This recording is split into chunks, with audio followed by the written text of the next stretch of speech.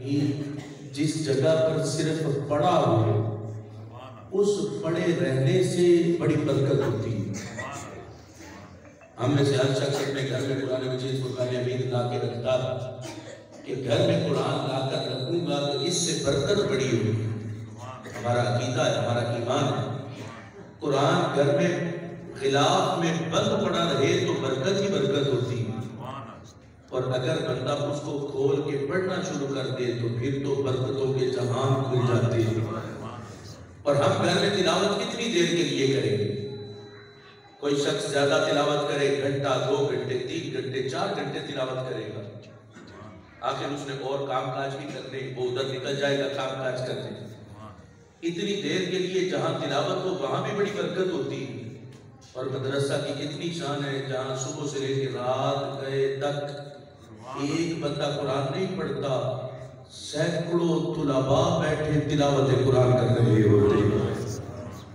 اب وہ مدرسہ کتنی برکت کی جگہ ہے، میرے رب نے اس جگہ پر کتنی برکت عطا فرمائی جہاں صبح و شام ہر لمحے تلاوت قرآن ہوتی ہے۔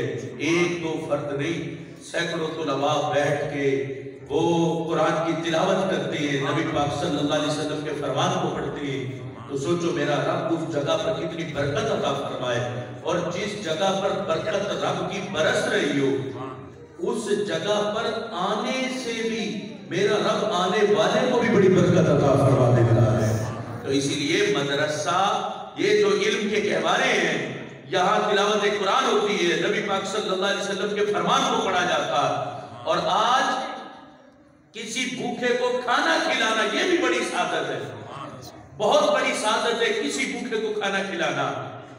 آج ہم میں سے کئی لوگ ہیں جن کی یہ سوچ ہوتی ہے کہ میں کھانا کھلاؤں گا، لوگوں کو دسترخوان لگاؤں گا، لوگ آئیں گے، بھوکے آئیں گے، کھانا کھائیں گے، پیٹ بھر کے واپس چلے جائیں گے۔ کھانا کھلانا بھی افضل عمل ہے۔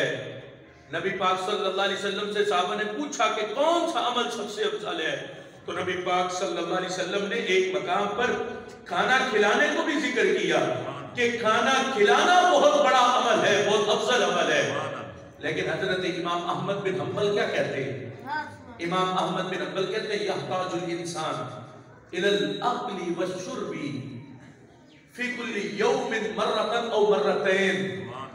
امام احمد بن حنبل کہتے ہیں انسان کو کھانے کی حاجت دن میں 1 مرتبہ یا 2 مرتبہ ہوتی ہے۔ کتنی بار کھانا کھائے گا؟ 1 بار کھائے گا یا 2 بار کھائے گا؟ تیسری بار کوئی ہے جو کھانا کھائے گا، ورنہ وہ کہے گا نہیں میں نے صبح و شام کھانا کھانا تھا، میں نے کھا لیا، میری روٹین نہیں، عادت نہیں کہ میں 3 مرتبہ کھانا کھاؤں۔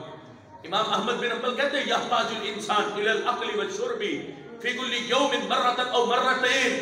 سارے دن میں بندہ پانی کتنی بار پیے گا؟ 4 بار، 5 بار پی لے گا۔ کھانا کتنی بار کھائے گا؟ 3 بار کھائے گا۔ بہت زیادہ کھانے والا ہو 4 بار کھا لے گا، اس سے زیادہ تو نہیں کھائے گا۔ انسان کی حاجت اتنی ہے کھانا کھانے اور پانی پینے کے لحاظ سے۔ لیکن امام احمد بن حنبل کہتے ہیں انما الانسان یحتاج الی العلم فی کل ساعہ۔ امام احمد بن حنبل کہتے ہیں لیکن انسان کو علم کی حاجت دن میں 1-2 بار نہیں ہوتی، ہر گھڑی میں انسان کو علم کی حاجت رہتی ہے۔ اب سوچو جو کھانے کی بھوک مٹائے وہ بھی بڑا افضل عمل ہے، لیکن جو انسان کی علمی پیاس کو بجھائے تو یہ کتنی بڑی سعادت کی بات ہے کہ انسان کی علمی پیاس بجھ جائے۔ علمی پیاس، اور وہ علمی پیاس قرآن سے بجھتی ہے یا آمنہ کے لال کے فرمان سے بجھتی ہے؟ آپ ساری دنیا کے علوم و فنون کو پڑھ کے دیکھو، ساری دنیا کے ڈاکٹریٹ کی ڈگریاں کر لو، انجینئرنگ کر لو، جو مرضی کر لو، لیکن سکون نہیں آئے گا۔ خدا کی قسم سکون آج بھی اللہ نے مدرسہ میں رکھا، اور مدرسہ میں پڑھنے والے دین کے طالب علموں کو سکون عطا فرمایا، اور پھر اس کے ساتھ رب ذوالجلال نے سکون قرآن میں اور آمنہ کے لال کے فرمان میں اس امت کو عطا فرما دیا ہے۔ آج ہم دوڑ رہے ہیں سکون کی حاجت کے لیے کہ دوڑے کہیں سے سکون تلاش کرے، ہم اپنے پیسے کو کھانے پر صرف کرتے ہیں۔ میں کہتا ہوں اپنا پیسہ، اپنا وقت، اپنا سارا کچھ علم کے لیے صرف کرو۔ علم کی شمع روشن ہوگی تو اللہ ہمارے گھروں کو بھی نور عطا فرمائے گا۔ علم کی شمع بجھتی رہی تو نور کہاں سے آئے گا؟ آج دیکھو یہ چھوٹے چھوٹے طلباء جو ہمیں آج چھوٹے نظر آ رہے ہیں، آج کے یہ چھوٹے طالب علم کل یہی بڑے ہو کر ممبروں پر بیٹھ کر دنیا کو بتائیں گے فلاں فتنہ آیا ہے۔ اس فتنے کے بارے میں آمینہ کے لال نے 14 صدیاں پہلے ہمیں یہ خبر عطا فرمائی تھی۔ سنو اس فتنے کا علاج کیا ہے، اس کا سدباب کیا ہے۔ یہی آج کی ٹوٹی چٹائیوں پر بیٹھ کر پڑھنے والے کل میرا رب انہی کو محدث بنائے گا، انہی کو مفسر بنائے گا۔ یہی وقت کے علماء بنیں گے، میرا رب انہی کو شان عطا فرمائے گا۔ اس لیے دیکھو ہم اپنی تاریخ اٹھا کے دیکھیں، آج ہر چیز میں جدت آتی جا رہی، ہر چیز میں جدت ہے۔ دیکھ لو لوگ کہتے ہیں میں نے گاڑی لی تھی، اب نیا ورژن آیا ہے گاڑی کا، جو اس گاڑی کا انداز ہے اور جو کچھ اس میں سہولیات ہے وہ پچھلی گاڑی میں نہیں۔ لوگ کہتے ہیں لہذا میں اپنی گاڑی کو اپڈیٹ کرنا چاہتا ہوں، پرانی گاڑی کو چھوڑ کے نئی سہولیات والی گاڑی لینا چاہتا ہوں۔ یعنی ہر چیز میں جدت چاہیے۔ گھر ہے اس میں پہلے بھی سہولیات ہے، لیکن جب اس نے اور سہولیات کو دیکھا یہ کہتا نہیں مجھے اب اور سہولیات والا گھر چاہیے، مجھے اس گھر سے جدید گھر چاہیے۔ یاد رکھنا، غور سے سننا میری بات کو، ہر چیز میں جدت اچھی لگتی، لیکن اسلام جتنا پرانا ہوگا اتنا اچھا ہوگا۔ اسلام جتنا پرانا ہوگا اتنا اچھا ہوگا۔ آپ صحابہ کی زندگی کو فالو کرو تو دیکھو میرا رب کتنا سکون عطا فرما دیتا۔ آپ اولیاء کاملین کی زندگی کو فالو کرو، دیکھو زندگی کے رہن سہن میں سکون کتنا۔ آج اسلام میں لوگوں کو جدت چاہیے، اسلام میں جدت نہیں۔ اسلام جتنا پرانا ہوگا اتنا ہی اچھا اور اتنا ہی سکون ہوگا۔ لوگ کہتے ہیں داڑیاں یہ پرانے زمانے کی باتیں ہیں، یہ پردے کرنا پرانے زمانے کی باتیں ہیں، اب جدید نظام آ گیا اور تم ابھی 1400 سال پہلے کی باتیں کر رہے ہو۔ اگر اسلام میں تم چاہو گے کہ موجودہ زمانے کا طرز لائے اور ہم کہیں کہ پردہ 1500 سال پہلے کا، داڑیاں 1500 سال پہلے کی، حیا 1500 سال پہلے کی، تو پھر 8 مارچ جیسے دن ہمیں زندگی میں کئی بار دیکھنے پڑیں گے جب عورت اپنے حقوق کے نام پر بے پردہ ہو کے روڈوں پہ نکلے۔ میں کہتا ہوں کاش تم نے 15 صدیاں پہلے کے نظام کو مانا ہوتا تو سرکار نے جو عورت کو حقوق عطا فرمائے نہ کسی یہودی نے دیے نہ نصرانی نے دیے ہیں، اسلام نے عورت کو حقوق عطا فرمائے۔ 8 مارچ کے نام پر بے حیائی کا جو کھیل کھیلا جا رہا، عورتوں کو آج روڈوں پر نکال کر ان کی زبان پر اپنے حقوق کے نعرے کو جاری کروایا جا رہا، جو یہودیت جو نصرانیت پیچھے سے ان کو سپورٹ کرنے والی۔ میں کہتا ہوں جب ہمارا اسلام نہیں آیا تھا، یہودیوں تب تو تم بھی تھے، نصرانی تب تم بھی تھے، لیکن تمہارے ہوتے ہوئے بیٹیوں کو زندہ درگور کیا جاتا تھا۔ اے یہودیوں بتاؤ بیٹی کو وقار کس نے دیا، بیٹی کو عزت کس نے دی؟ تم تو بیٹیاں درگور کر دیتے تھے۔ اسلام نے آ کر سمجھایا نہیں، بیٹی دفن نہیں کی جاتی، گھر میں پالی جاتی ہے، اور اس بیٹی کے پالنے پر میرا رب باپ کو جنت عطا فرما دیتا ہے۔ اسلام نے حقوق دی اور واضح طور پر حقوق دیے، اور جیسے حقوق اسلام نے دیے کسی اور مذہب نے نہیں دیے۔ اللہ کا فضل ہے آج وہ جو بے حیائی کے بازار گرم کر کے اور پھر روشن خیالی کے نام پر اسلام کو اوپر سے پشت ڈال کے کہا جائے کہ نہیں فلاں تم کر لو، فلاں میں، فلاں یہ ہے، فلاں یہ ہے، یعنی ایسے گندے جملے جو یقین جانے یہاں بیٹھ کے بندہ اپنی زبان سے ادا بھی نہیں کر سکتا۔ چوراہوں پر کھڑے ہو کے اسلام کی بیٹیاں اپنے زبانوں سے ایسے جملے بول رہی ہیں، اپنی زبانوں سے پمفلٹ اٹھائے ہوئے ایسے لچر جملے، ایسے غلیظ جملے۔ ابھی تم کہتے ہو کہ حقوق کی بات کرو، حقوق تو تم اپنے خود پامال کرتے جا رہے ہو۔ اسلام نے تو عورت کو گھر کی ملکہ بنایا ہے، اور تم گھر کی ملکہ بننے کی بجائے غلامہ بننا چاہتی ہو۔ تم غلامہ بن کے اپنی زندگی کو گندا اور داغدار کرنا چاہتی ہو، ورنہ اسلام کی روح سے دیکھو، یہ بیٹی ہو تو پھر بھی بڑی شان، یہ بیوی ہو تو پھر بھی بڑی عزت، یہ ماں ہو تو ماں کے قدموں تلے جنت، اور یہ بہن ہو تو بھائی کے لیے زندگی کا سہارا بن جاتی ہے۔ یعنی ہر لحاظ سے اسلام نے عورت کو ہر درجے پر عزتوں کے تاج عطا فرمائے۔ یہ سب کچھ کس لیے ہے؟ کہ ہم نے دین اسلام کو پسے پشت ڈالا ہے، اسلام کو چھوڑا، فتنے جتنے بھی آئے ہم نے ان فتنوں کا سامنا نہیں کیا۔ ہم کہتے کوئی بات نہیں، فتنے آتے ہیں، میرا دیہات تو 148 چک تو بچا ہوا ہے، مارچ ہو رہا ہے، 8 مارچ کے نام پر عورتیں نکلی ہیں، وہ لاہور نکلی، اسلام آباد نکلی، کراچی نکلی، شہروں میں نکلی، میرا گھر تو بچا ہوا ہے، لیکن فتنہ بڑی تیزی سے پھیلتا۔ آج اگر آواز نہیں اٹھائی تو یہ فتنہ ہمارے گھروں تک نہ داخل ہو جائے اور ہماری بہنوں بیٹیوں کی عزتیں پامال نہ ہو جائے۔ اسی لیے اسلام کی حقیقت کو دیکھو، اسلام کی حقانیت کو دیکھو، اور اللہ کے فضل سے اسلام کا جھنڈا لہرانے میں سب سے بڑا کردار صفہ کی یونیورسٹی سے لے کے مصباح القرآن کے در و دیوار تک جس نے ادا کیا، وہ کوئی اور جگہ نہیں، نہ وہ کوئی کالج ہے اور نہ ہی کوئی سیکولر لوگوں کی یونیورسٹی ہے، وہ دار ارقم ہو، صفہ ہو یا یہ مصباح القرآن ہو، ہر دور میں مدارس دینیہ نے ہی اسلام کے جھنڈے کو پوری دنیا میں بلند فرما دیا ہے۔ اس لیے یہ وہ مدرسہ دینیہ جس میں ہم سب لوگ اللہ کے فضل سے اب حاضر ہیں۔ کل یہ بالکل چھوٹا سا تھا، آج اللہ کے فضل سے ایک تناور درخت کی شکل اختیار کرتا جا رہا، اس پر پھل بھی پکا ہوا ہے۔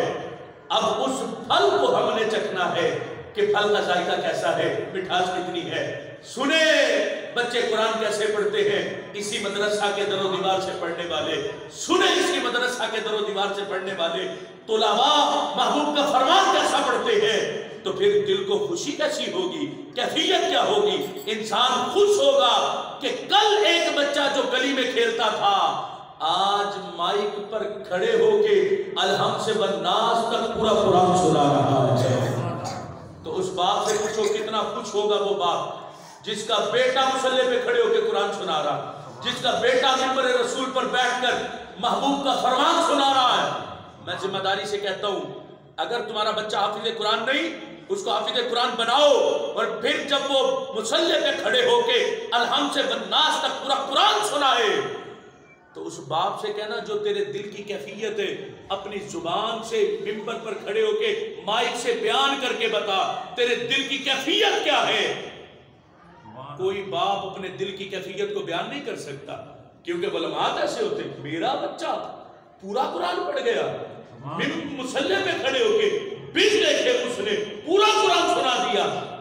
باپ کبھی بھی وہ شان جو اس کو ملی اور جو اس کے دل کی کیفیت اپنی زبان سے بیان نہیں کر سکتا، کیونکہ یہ کیفیت ہی وہ ہے جس کا صلہ حشر کے دن میرا رب جنت کی صورت میں عطا فرما دیتا ہے۔ سبحان اللہ۔ اس لیے آج کے اس پرفتن دور میں چاروں اطراف سے جب فتنوں نے گھیرا ہو، ان فتنوں کا مقابلہ کرنے کے لیے ہمارے لیے ضروری امر ہے کہ ہم ہمت کریں، کوشش کریں، فتنوں کا مقابلہ کریں۔ جب عقیدے پر قدغن لگایا جا رہا ہو اور عقیدہ اہل سنت سے بغاوت کی جا رہی ہو، تو ایسے دور میں مدارس دینیہ کا قیام ہمارے لیے پہلے سے زیادہ ضرورت بن گیا کہ پہلے سے زیادہ مدارس دینیہ کی طرف توجہ کی جائے، کہ جب عقیدہ اہل سنت سے بغاوت کی جا رہی ہے اور کہیں خوارج اپنی گندگی کو دھول رہے، کہیں روافض اپنی گندگی کو دھول رہے، اور کہیں تفضیلیت وہ اپنا ذہن اگل رہی ہے، اور کہیں حب اہل بیت کی آڑ میں قوم کو جہنم کا رستہ دکھایا جا رہا ہے۔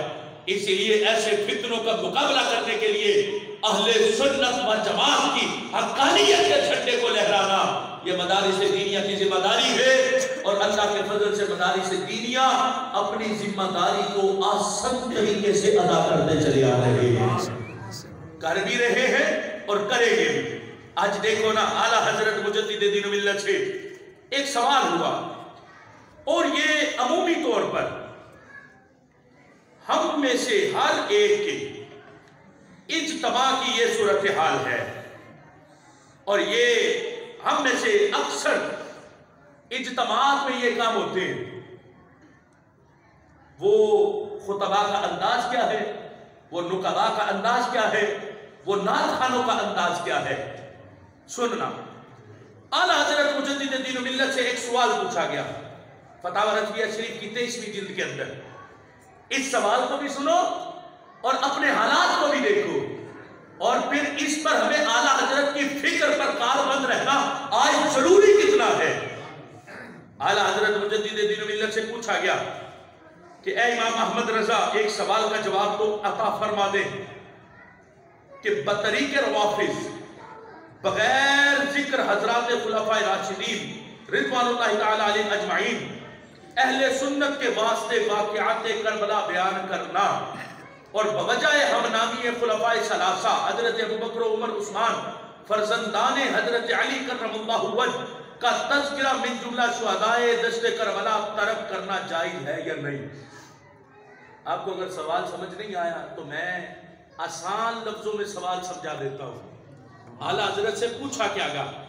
اعلیٰ حضرت سے پوچھا گیا کہ بطریقے روافض کے طریقے پر خلفائے ثلاثہ کے ذکر کو ترک کر دینا، نہ ابو بکر کا ذکر کرنا، نہ عمر کا، نہ عثمان کا، نہ کسی اور صحابی کا، کرنا کیا؟ صرف واقعات کربلا کو بیان کرنا، صرف واقعات کربلا کو بیان کرنا اور کسی کا ذکر نہ کرنا، اور واقعات کربلا میں بھی جتنے کربلا میں تھے سب کا ذکر نہ کرنا، اپنی مرضی کے لوگوں کا ذکر کرنا، اور وہاں جو کربلا میں حضرت ابو بکر عمر عثمان جو حضرت علی کے بیٹے تھے وہ تینوں بھی کربلا میں شریک تھے۔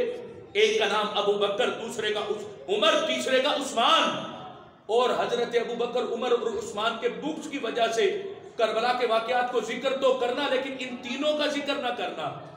تو اے امام احمد رضا بتاؤ تو صحیح طریقہ کیا ہونا چاہیے؟ سمجھ آیا نا سوال صاحب؟ یعنی واقعات کربلا میں کسی صحابی کا ذکر نہ کرنا، بس صرف کربلا کے واقعے کو بیان کرنا۔ اعلیٰ حضرت مجدد دین و ملت نے اس پر کافی تفصیلی جواب دیا، لیکن میں اختصار کے ساتھ صرف ایک بات عرض کر کے جو طریقہ آپ نے بیان فرمایا اپنی گفتگو آگے لے کر چلتے۔ آپ نے ایک حوالہ دیا شرح نکایا کا، آپ نے فرمایا اگر کوئی واعظ، سننا توجہ کے ساتھ، اگر کوئی واعظ کرنے والا، تقریر کرنے والا شہادت امام حسین کو بیان کرنا چاہے تو اس کے لیے مناسب یہ ہے کہ پہلے باقی صحابہ کرام کی شہادت کے واقعات لوگوں کو سنائے، پہلے اور صحابہ کی شہادت کے واقعات سنائے، پھر کربلا کے واقعے کو بیان کرے، پہلے اور صحابہ کی شہادت کو بیان کرے پھر کربلا کو بیان کرے۔ کیوں؟ تاکہ روافض سے مشابہت نہ ہو۔ آج جو کربلا کے واقعے کو شروع کرے، خطیب صاحب سے پکڑو نا، اسے کو واقعہ کربلا بعد میں سنائی، پہلے میں اور صحابہ کی شہادت سنا۔ کون سا خطیب اور صحابہ کی شہادت کو بیان کرتا؟ کون سا نقیب کرتا؟ آج تو ہمارے ہاں محفل میلاد ہو، کل شریف ہو، کوئی بھی اجتماع ہو، جب بیچارے خطیبوں کی دال نہیں گلتی، کوئی ان کے پاس پیسوں کی آمد نہیں ہوتی، تو وہ واقعہ کربلا کو شروع کر لیتے، اور سنی عوام اس پر داد بھی بڑی دیتی، امداد بھی بڑی دیتی۔ واقعہ کربلا ہر اجتماع میں، چاہے وہ کوئی بھی اجتماع ہو، کل شریف ہو، میلاد ہو، جلسہ دستار فضیلت ہو، کوئی بھی ہو، واقعہ کربلا کو ذکر کیا جاتا ہے۔ تو اعلیٰ حضرت فرماتے واقعہ کربلا کو بھی تم بیان کرنا چاہتے ہو تو کرو، لیکن اس سے پہلے باقی صحابہ کی شہادت کو بیان کرو۔ آپ جتنے بیٹھے ہیں اس اجتماع میں، آپ میں سے کتنوں نے خطبہ سے صحابہ کی شہادتوں کی باتیں سنی کہ صحابہ کی شہادتیں، کیا کسی صحابی نے اسلام کے لیے کوئی کردار ادا نہیں کیا؟ کسی صحابی نے جامع شہادت نوش نہیں کیا؟ کاش پڑھ لیتے ختم نبوت پر جامع شہادت نوش کرنے والے سب سے پہلے صحابی حضرت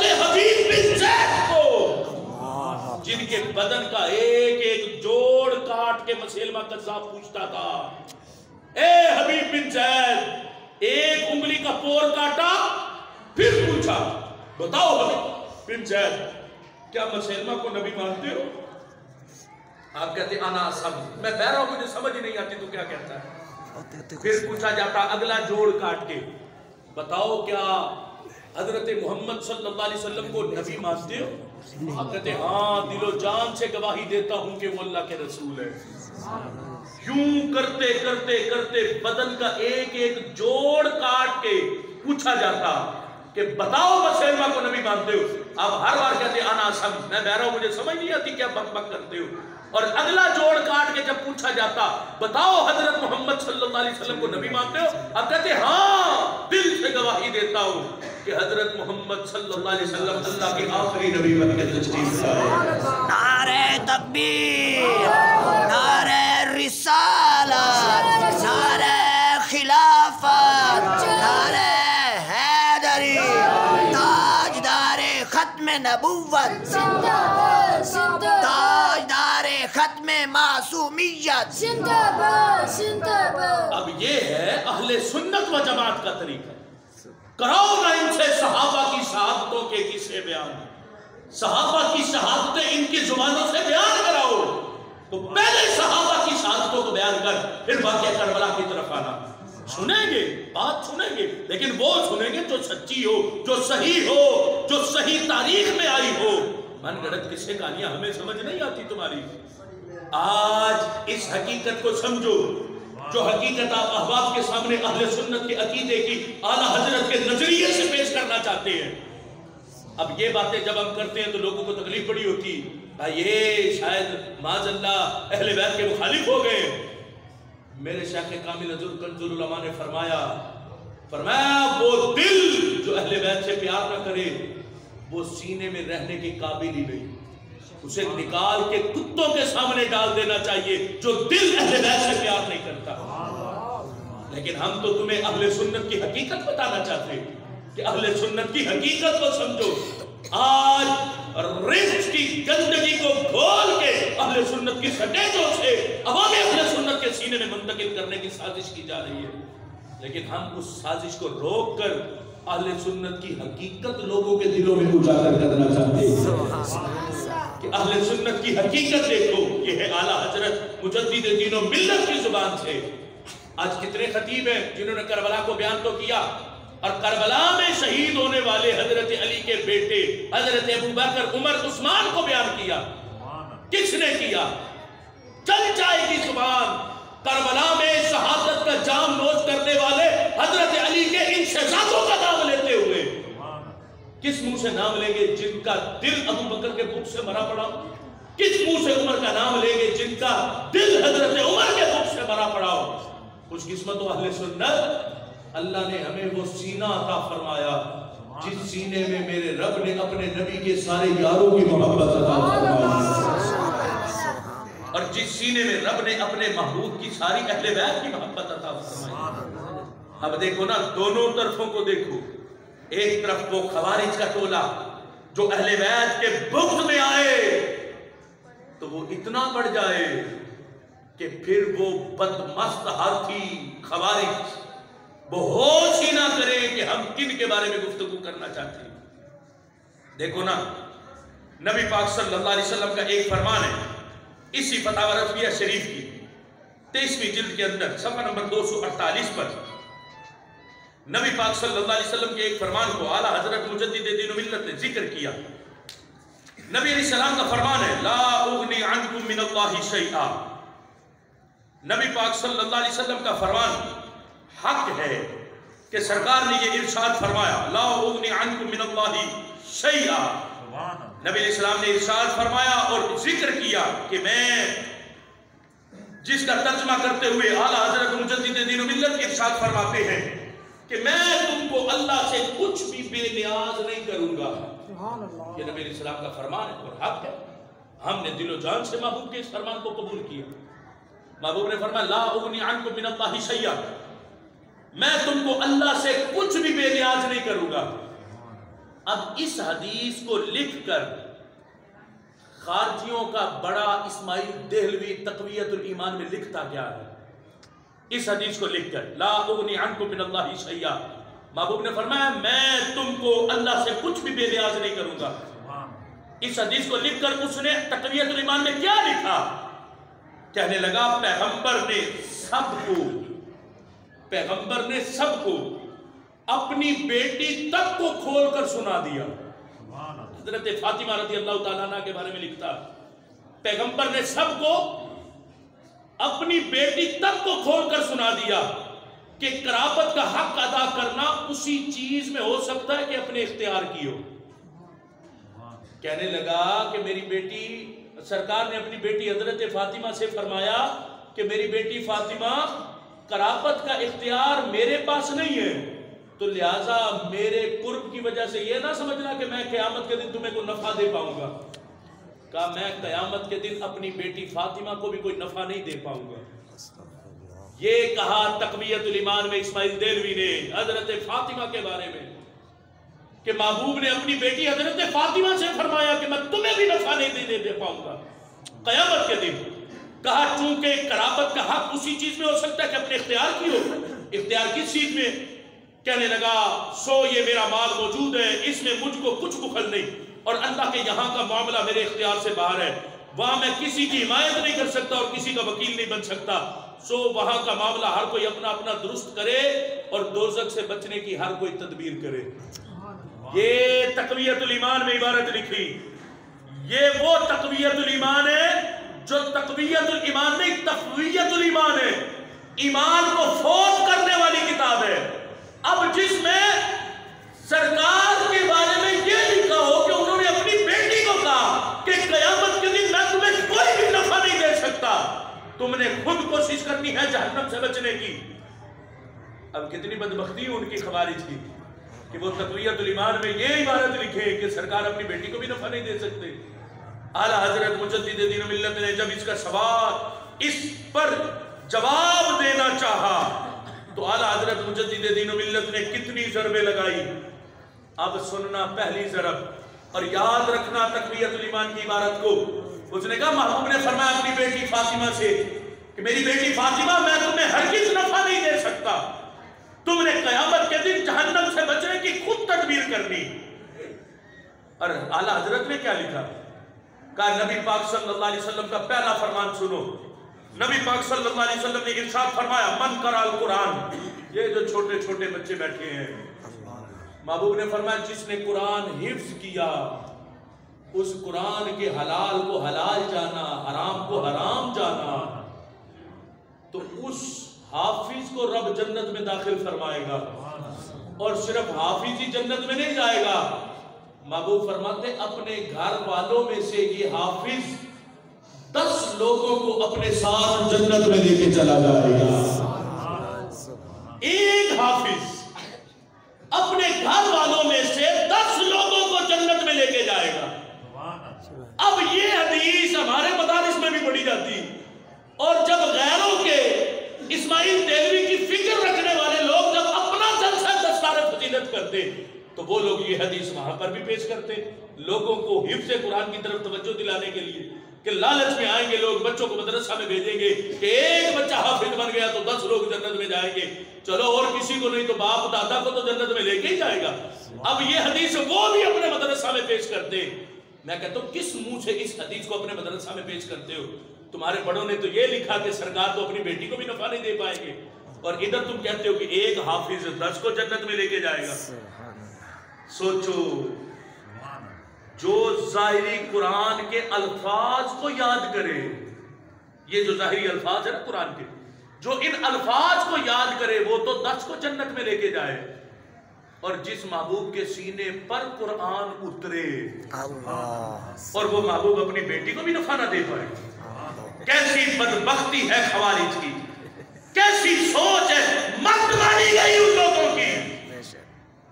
ظاہری الفاظ یاد کرنے والا بچہ 10 کو، وہ 10 وہ جن پر جہنم واجب تھا ان کو جنت میں لے کے جائے، اور جن کے سینے پہ قرآن اترا وہ اپنی بیٹی کو بھی نفع نہ دے پائے۔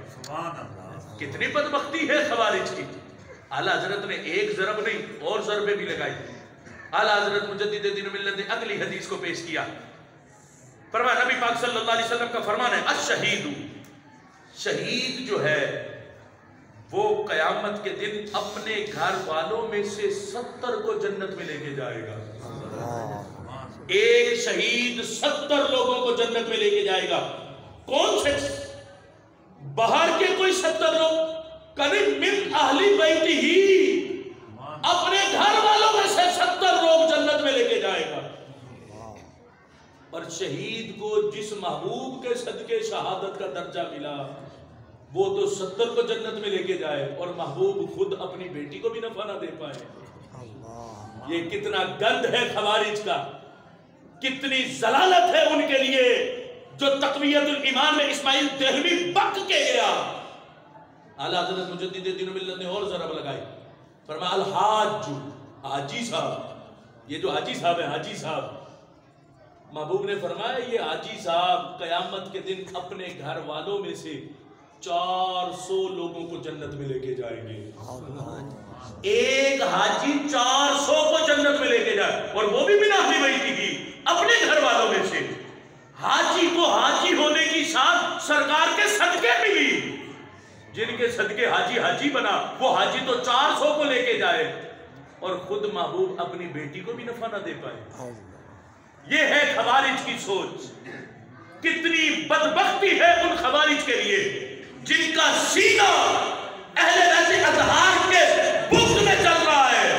اور اللہ کے فضل سے تم تو کہتے ہو اپنی بیٹی کو بھی نفع نہیں دے پائیں گے، اور ہم سنی سٹیج پر بیٹھ کر، سنی مسجد میں بیٹھ کے، سنی مدرسہ میں بیٹھ کے سنی اعلان کرتے ہیں کہ تم کہتے ہو محبوب اپنی بیٹی کو بھی نفع نہیں دے پائیں گے. ہم کہتے ہیں اسی بیٹی کے صدقے اللہ ہم سب کو جنت عطا فرمائے گا.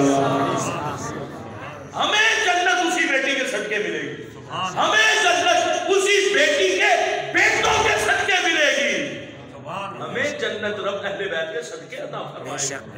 تم کہتے ہو بیٹی کو بھی نفع نہیں دے، تمہاری اپنا گندی سوچ اور اہل سنت کی ستھری سوچ. کیونکہ ہم کہتے ہیں بخشش اعمال کی وجہ سے نہیں ہونی، قیامت کے دن بخشش آمینہ کے لال کی وجہ سے ہونی ہے. اب اس حدیث کا جواب کیا ہے؟ اعلیٰ حضرت مجدد دین و ملت نے وہ جواب بھی لکھا. فرمایا حالانکہ اس کو ہوش نہیں، تقویت الایمان والے اسماعیل دہلوی کو ہوش نہیں. اعلیٰ حضرت فرماتے ہیں یہاں اس میں نفی تو اغناء ذاتی کی ہے کہ سرکار فرماتے ہیں میں ذاتی طور پر کسی کو کوئی نفع نہیں دے سکتا، لیکن رب نے تو ساری جنت اپنے حبیب کو عطا فرمائی.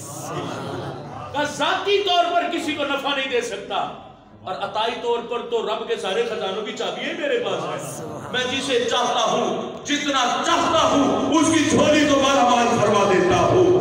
یعنی یہ ہے سنی سوچ. اور یہ ملے گی کہاں سے؟ سنی مدرسہ سے ملے گی، سنی مدرسہ میں پڑھنے سے ملے گی. ورنہ ایسی بک بک کرنے والے لوگ وہ تمہیں چوراہوں پر کھڑے ملیں گے، سرے رخ ملیں گے، جو کہیں گے کچھ نہیں ہے ہی نہیں، اہل بیت کچھ نہیں کر سکتے، اصحاب کچھ نہیں کر سکتے، سرکار کچھ نہیں کر سکتے. یہ ہے خوارج کی سوچ اور روافض کی سوچ. وہ کہیں اہل بیت کی محبت یہی کافی ہے، اصحاب رسول کا بغض ہو تو پھر بھی کچھ نہیں ہوتا. میں کہتا ہوں یہ تمہاری سوچ کرتی ہے. اہل بیت کی محبت اسی سینے میں آتی ہے جس سینے میں ابو بکر و عمر کی محبت آتی ہے. اسی لیے خوش قسمت و اہل سنت، اللہ نے ہمیں اہل سنت بنایا ہے. ہماری دونوں طرفیں بڑی مضبوط ہیں، آل والی بھی اصحاب والی بھی. نہ ہم اہل بیت سے بغض رکھتے ہیں، نہ اصحاب رسول سے بغض رکھتے ہیں رضی اللہ تعالی عنہم. اور پھر آج دیکھو معاشرے کے اندر یہ جو مدارس میں پڑھنے والے طلباء ہیں ان کی کچھ حقیقت کو اور علماء کی کچھ حقیقت کو آپ کے سامنے پیش کرنا چاہتے ہیں. اعلیٰ حضرت مجدد دین و ملت سے فتاوی رضویہ شریف کی 22ویں جلد کے اندر ایک سوال پوچھا گیا. سوال بھی بڑا اہم ہے اور اس پر اعلیٰ حضرت مجدد دین و ملت کی طرف سے دیا گیا جواب بھی بڑا اہم ہے. دیکھو سب سے پہلے تو اعلیٰ حضرت سے پوچھا گیا جو لوگ سیدوں کو کلمات بے ادبا بے ادبانہ کہا کرتے ہیں اور ان کے مراتب کا خیال نہیں کرتے بلکہ کلمہ تحقیر آمیز کہہ بیٹھتے ہیں، ان کا کیا حکم ہے؟ یعنی جو سادات کا ادب نہیں کرتے ان کے لیے حکم کیا ہے؟ اعلیٰ حضرت مجدد دین و ملت نے جواب دیا تو کیا فرمایا؟ فرمایا سادات کرام کی تعظیم فرض ہے. سن رہے ہو نا؟ اعلیٰ حضرت نے فرمایا سادات کرام کی تعظیم فرض ہے اور ان کی توہین حرام. تعظیم فرض، توہین حرام. فرمایا بلکہ علماء کرام نے ارشاد فرمایا جو کسی عالم کو مولویہ یا کسی میر کو میروا، میر کہتے ہیں نا سید کو، جو کسی مولوی کو مولویہ یعنی عالم کو مولویہ کہے اور میر کو میروا کہے پر وجہ تحقیر یعنی ان کی توہین کرنے کے لیے، تو اعلیٰ حضرت نے فرمایا علماء نے کہا وہ بندہ کافر ہو جاتا ہے.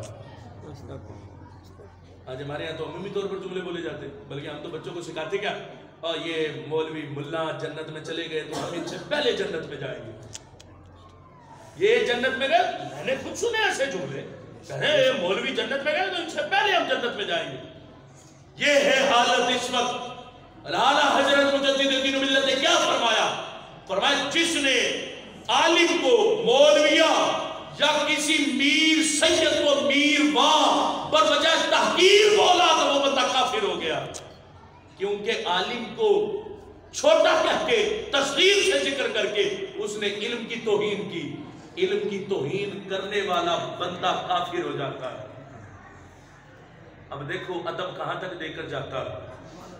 سید کی تعظیم بھی فرض ہے، عالم کی تعظیم بھی فرض ہے، دونوں کی تعظیم فرض ہے. اعلیٰ حضرت مجدد دین و ملت سے اس سے آگے اور جو سوال ہوا اعلیٰ حضرت سے پوچھا گیا، فرمایا ایک جلسہ میں دو مولوی صاحبان تشریف رکھتے، دو مولوی صاحبان ایک جلسہ میں تشریف رکھتے، ایک ان میں سے سید ہے دوسرے غیر سید ہیں دونوں مولوی یعنی عالم دین ہے، ایک سید ہے دوسرے غیر سید ہے. تو مسلمان کسے صدر بنائے یعنی صدارت کروانی تو کسے صدارت کی کرسی پہ بٹھایا جائے؟ دو مولوی، ایک سید ہے ایک غیر سید ہے، تو دونوں میں سے اجتماع کی صدارت کون کرے گا؟ تو اعلیٰ حضرت کا جواب سننا. اعلیٰ حضرت مجدد دین و ملت نے اس پر ارشاد فرمایا اگر دونوں عالم دین، کہا گیا تھا نا دو مولوی، فرمایا اگر دونوں عالم دین سنی صحیح العقیدہ اور جس کام کے لیے صدارت مطلوب ہے اس کے اہل ہوں تو سید کو ترجیح ہے. سید کو ترجیح، دونوں عالم ہو، سید بھی غیر سید بھی، اور صحیح العقیدہ ہو. دونوں عالم ہیں، ایک سید ہے دوسرا سید نہیں ہے، دونوں صحیح العقیدہ، تو فرمایا پھر سید کو ترجیح ہے کہ اسے صدر بنایا جائے. فرمایا ورنہ ان میں سے جو عالم یا علم میں زاہد یا سنی ہو تو پھر اسے صدر بنایا جائے گا. اعلیٰ حضرت فرماتے ہیں سید صاحب عالم نہیں ہے، غیر عالم ہے. سید صاحب عالم نہیں ہے، غیر عالم ہے. جو دوسرے مولوی صاحب ہیں وہ عالم ہے لیکن سید نہیں ہے. تو اب دونوں میں سے کون صدارت کرے گا؟ تو اعلیٰ حضرت فرماتے ہیں اب سید صاحب کو صدارت نہیں کروائی جائے گی، اب صدارت کے لیے عالم دین کو بٹھایا جائے گا. اب صدارت کے لیے عالم دین کو بٹھایا جائے گا. کیوں؟ علم کی وجہ سے. علم کی وجہ سے آج ہم اپنے اجتماعات کو دیکھیں. ہم نے جب اجتماع رکھا مسجد مدرسہ میں، ہم کوشش کرتے ہیں کہ سید صاحب کو بلائیں اگرچہ داڑھی پوری نہ ہو، اگرچہ وہ صحابہ کا منکر ہو، اگرچہ جو مرضی ہو، لیکن سید تو ہے. ہم اسے بلائیں گے صدارت کے لیے اور عالم کو نیچے بٹھائیں گے کہ تیری کیا اوقات ہے، یہ سید ہے تو عالم ہے، سید بڑی شان والا ہے، تیری تو کوئی حقیقت ہی نہیں، تو ہے کون؟ تو عالم ہے، تو نیچے بیٹھ، صدارت ہم سید صاحب سے کرائیں گے. اعلیٰ حضرت فرماتے ہیں جب سید عالم نہ ہو تو وہ صدارت نہیں کر سکتا، صدارت عالم دین فرمائے گا، صدارت عالم دین کرے گا. آج تک ہم نے اس حقیقت کو نہیں سمجھا. ہم نے سادات کو پڑھنے کا موقع ہی نہیں دیا کہ تم بھی 4 لفظ مدرسہ میں جا کے پڑھ لو. ہم نے تو انہیں ہاتھ چومنے پر رکھا، بس تم بیٹھو، گدی نشین ہو، باپ دادا کی طرف سے تمہیں بنی بنائی گدی ملی ہے، بڑی نرم ہے، پولائٹ ہے، اس پہ بیٹھو، تمہیں اٹھنے کی ضرورت نہیں یہاں سے، ہاتھ تمہارے ہم چومیں گے، ہم آئیں گے، تمہیں پڑھنے کی بھی ضرورت نہیں، کمانے کی بھی ضرورت نہیں، تمہارا سب کچھ ہم پورا کرنے کو تیار ہے۔ اور اس کو ہم نے اتنا چڑھایا کہ وہ علماء کی اتنی حقارت پر اترے کہ آج دیکھ لو معاشرے کے اندر جو کچھ حال آج معاشرے کے اندر ہو رہا، کبھی کسی سید زادے کو بھی عالم دین کے ہاتھ چومتے دیکھا کہ کوئی سید زادہ عالم دین کے ہاتھ چوم رہا ہو؟ کبھی دیکھا کسی نے کہ کسی سید زادے نے عالم دین کے ہاتھ چومے ہو؟ وہ بڑے بڑے ہیں وہ سید زادے جنہوں نے علم کی خوشبو سونگھی ہے، وہ علم کی قدر کو جانتے، اور جو خود علم سے کورے ہیں وہ نہیں جانتے کہ علم کی قدر کیا ہے، علم کی حقیقت کیا ہے۔ اسی لیے حقیقت حال کو سمجھو۔ اس پر اعلیٰ حضرت مجدد دین و ملت نے جو قاعدہ بیان فرمایا وہ فتاوی رضویہ شریف کی 29ویں جلد کے اندر موجود ہے۔ اعلیٰ حضرت مجدد دین و ملت نے ارشاد فرمایا، کس انداز میں ذکر کیا، ساری بات کو ذکر نہیں کرنا چاہتا، اعلیٰ حضرت نے جو ہمارے لیے نسخہ بیان فرمایا، اعلیٰ حضرت فرماتے ہیں عند اللہ فضل علم فضل نسب سے اشرف و اعظم ہے۔ اگر سمجھ نہیں آئی تو بیان کرتا ہوں، فضل علم فضل نسب سے اشرف و اعظم ہے۔ فرمایا علم کا شرف نسب کے شرف سے اونچا ہوتا ہے، نسب کا شرف علم کے شرف سے نیچے ہے۔ اس کی مثال کیا ہے؟ اگر نسب کا شرف علم کے شرف سے اونچا ہوتا تو کبھی بھی سرکار کے بعد مصلی حضرت صدیق اکبر کو نہ ملتا، کیونکہ صدیق اکبر سے بڑے نسب والے پیچھے کھڑے۔ حضرت صدیق اکبر تو ابن ابو قحافہ کے بیٹے، اور حضرت عمر خطاب کے بیٹے، اور پیچھے وہ کھڑے ہیں جو خود براہ راست نبی علیہ السلام کے بیٹے، کون؟ حضرت امام حسن حسین رضی اللہ تعالیٰ عنہما، اہل بیت کی چادر کے سائے میں جنہیں محبوب نے چھپایا۔ حضرت مولا علی بھی پیچھے کھڑے۔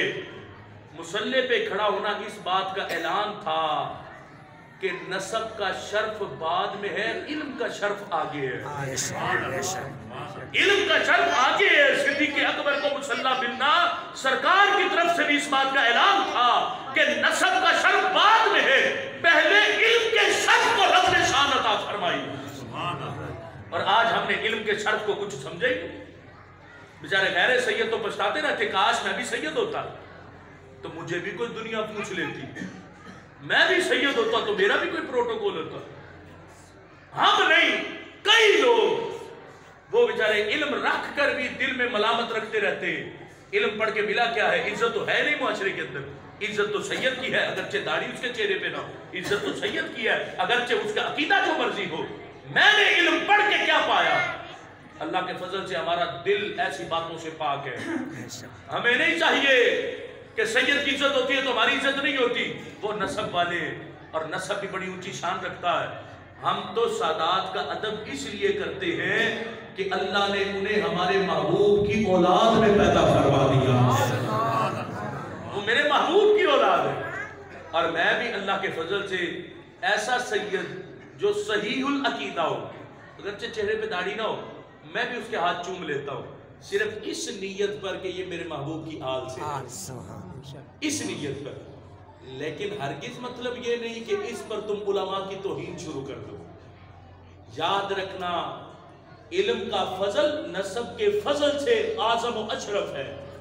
علم اونچی شان رکھتا ہے، نسب بعد میں ہے، نسب بعد میں ہے، علم آگے ہے۔ حضرت صدیق اکبر کا مصلی پہ کھڑے ہونا اس بات کا اعلان تھا کہ حضرت صدیق اکبر سے بڑے نسب والے پیچھے ہیں، اور اللہ نے علم والوں کو اپنے محبوب کا مصلی کا وارث بنا دیا ہے۔ اس لیے اس حقیقت کو سمجھو، علماء کی توہین نہ کرو، علماء کا ادب کرو، اور کبھی سادات کے پاس بیٹھو تو انہیں بھی سبق سکھاؤ، تم بھی علماء کا ادب کیا کرو، کیونکہ تمہارے پاس نسب تو ہے، علم نہیں ہے، تو علم کا شان نسب کی شان سے اونچی ہے۔ آج جب ہم یہ باتیں کرتے ہیں تو کوئی سادات ہم سے ناراض ہو جاتے ہیں، کہتے ہیں نہیں لوگوں کو کیوں سکھاتے ہو کہ فضل علم فضل نسب سے اونچا ہے، بس ہماری گاڑی چل رہی ہے تو چلنے دو، مت لوگوں کو ہماری گاڑی رکوانے کی باتیں کرو۔ گاڑی کسی کی نہیں رکتی. جس نے اپنی گاڑی کا رخ مدینے کی طرف کیا ہو تو وہ کیسے رک سکتی ہے؟ اور جس نے گاڑی کا رخ اپنا پیسہ، دولت، ثروت اور شہرت اور گاڑی اور بینک بیلنس، کوٹھیوں کی طرف کیا ہو تو وہ گاڑی چل نہیں سکتی، وہ تھوڑے عرصے چلے گی، رک جائے گی. لیکن جس گاڑی کا رخ مدینے کی طرف ہو وہ گاڑی رکتی نہیں، کیونکہ یہ وہ گاڑی ہے جو مدینے سے ہوتی ہوئی سیدھے جنت کی طرف جا رہی ہے. اس لیے آج کے اجتماع میں یہ سبق یاد کر کے اٹھو، فضل علم فضل نسب سے اشرف و اعظم ہے. علم والے کی شان نسب والے کی شان سے اونچی ہے. حقیقت حال کو سمجھو، ان طلباء کو حقیر نہ جانو، علماء کو حقیر نہ جانو. اس حقیقت حال کو سمجھ کر اپنی زندگی کا شب و روز گزارو، تب جا کے علم کی محبت بندے کے دل میں پیدا ہوگی. ورنہ بندہ علم سے ایسے ہی کورا نظر آئے گا. آج جیسے ہمارے اللہ ماشاءاللہ کئی آستانوں کے حال ہو گئے، کتنے بڑے بڑے آستان ہیں. بتاؤ کدھر ہے مدارس دینیہ؟ کون سے مدرسے کے ساتھ، خانقاہ کے ساتھ مدرسہ جڑا؟ کون سا صاحبزادہ ہے جس نے ابتدا سے لے کے اس نے انتہا تک قرآن و سنت کے نور کو حاصل کیا ہو؟ کریمہ سے لے کے بخاری طرف تک پڑے ہوئے صاحبزادوں کے نام تو گنتی کر کے بتاؤ کہ کتنے صاحبزادے ہیں جنہوں نے کریمہ سے لے کے بخاری تک پڑھا ہے. آج علم سے پورے ہیں اور حالت دیکھ لو ان کی کیا ہے. ہم نے پڑھنے کے موقع نہیں دیے ہوئے. ہم نے کہا نہیں حضرت صاحب چھوڑو، یہ علم پڑھنا پڑھانا جگل پگلانا ٹوٹی صفوں پہ بیٹھنا یہ مولویوں کا کام ہے، علماء کا کام ہے، طلباء کا کام ہے. آپ تو شروع سے ہی سے اچھا ہے، آپ کو کیا ضرورت ہے پڑھنے کی؟ چلو اتنی پھر وسعت قلبی تو ہو کہ علم لدنی تمہارے دل میں آ جائے. اور علم لدنی کہاں سے آئے؟ وہ بھی تقوی اور پرہیزگاری سے آتا ہے. اور جب تقوی پرہیزگاری میں ہو تو علم لدنی کہاں سے آئے؟ تو اس لیے اس حقیقت حال کو سمجھو اور مدارس دینیہ سے محبت کرو. یہ مدارس دینیہ ہی ہیں جو کل آنے والے ہر فتنے کا حل اس امت کو سینہ کھول کے عطا فرمائے گی.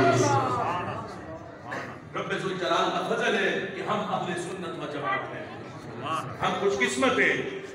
اس لیے اہل سنت و جماعت ہونا، اس سعادت کو سمجھنا، اپنے لیے شان سمجھو کہ ہمارے دل پاک ہیں. رب کی محبت بھی ہے، رب کے حبیب کی محبت بھی ہے، رب کے حبیب کی اہل بیت کی محبت بھی ہے، اصحاب رسول کی محبت بھی ہے. اور پھر آج ہم نے اپنے بچوں کو ہر مقام پہ حضرت علی سے محبت سکھائی. علی علی کرو، علی علی کرو، علی علی کرو. علی علی کرنا چاہیے. علی علی کرنے سے ہی تو اللہ بندے کی زندگی سنوار دیتا ہے. لیکن دیکھو ہمارے اکابرین کیا کیا کرتے تھے، ہمارے بزرگان دین کا کیا طریقہ کار ہوتا تھا. یہ امام لالکائی کی کتاب شرح اصول اعتقاد اہل سنہ، اس کے اندر یہ بات لکھی. حضرت مالک بن انس رضی اللہ تعالیٰ عنہ روایت کرتے ہیں، آپ فرماتے ہیں مالک بن انس آپ کہتے ہیں کہ کان السلف، ہمارے بڑے جو تھے، حضرت مالک بن انس کہتے ہیں ہمارے بڑے، کان السلف ہمارے بڑے، یعلمون اولادہم حب ابا بکر و عمر کما یعلمون السورۃ من القرآن. مالک بن انس کہتے ہیں ہمارے بڑے اپنے بچوں کو ابو بکر و عمر کی محبت ایسے سکھاتے تھے جیسے اپنے بچوں کو قرآن کی سورت سکھاتے تھے. جیسے قرآن سکھاتے تھے ایسے اپنے بچوں کو ابو بکر و عمر کی محبت سکھاتے تھے.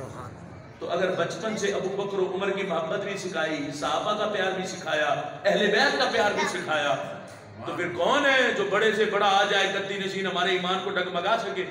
کیونکہ ہم نے تو بچپن سے عقیدہ اہل سنت کا سبق اپنے ابا جی سے لیا. اور ہمارے بزرگ بھی، میرے اپنے ابا جی بھی یہ فرماتے تھے کہ اگر حشر کے دن تم نے ہم سے ملاقات کرنی ہو تو ایک بات یاد رکھ لینا، عقیدہ اہل سنت پہ قائم رہنا، تب تو تمہاری ہماری حشر کے دن ملاقات ہوگی. اگر عقیدہ اہل سنت سے پھسلے تو پھر حشر کے دن تمہاری ہماری ملاقات نہیں ہوگی.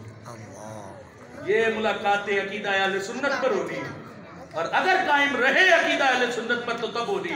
اگر پھسلے تو پھر سنی جنت میں اور غیر جہنم میں. سنی تو بالیقین جنت میں جائے گا، اللہ کے فضل سے ہمارا ایمان ہے. ہم کیونکہ بغض سے پاک ہیں اور محبتوں کے رکھوالے ہیں، اس لیے میرا رب ان محبتوں کے صدقے ہمیں جنت عطا فرمائے گا۔ اگر محبتیں قائم رہیں، کوئی کمی نہ آئی، کوئی کجی نہ آئی، کہیں کوئی نقص نہ آیا، تو پھر میرا رب ان محبتوں کی وجہ سے جنت عطا فرمائے گا، اور انہی محبتوں کی بنیاد پر حوض کوثر کے جام بھی ملیں گے، سرکار کی شفاعت بھی ملے گی۔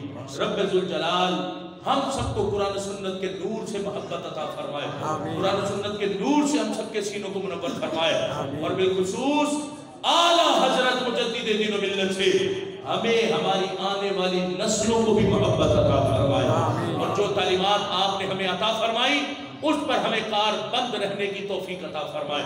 اور میری دعا ہے کہ رب ذوالجلال اس جامعہ کو دن دگنی رات چگنی ترقی عطا فرمائے، اور یہاں پڑھنے پڑھانے والے علماء، قراء، طلباء، اللہ سب کے فہم میں برکت عطا فرمائے۔ وآخر دعوانا الحمدللہ۔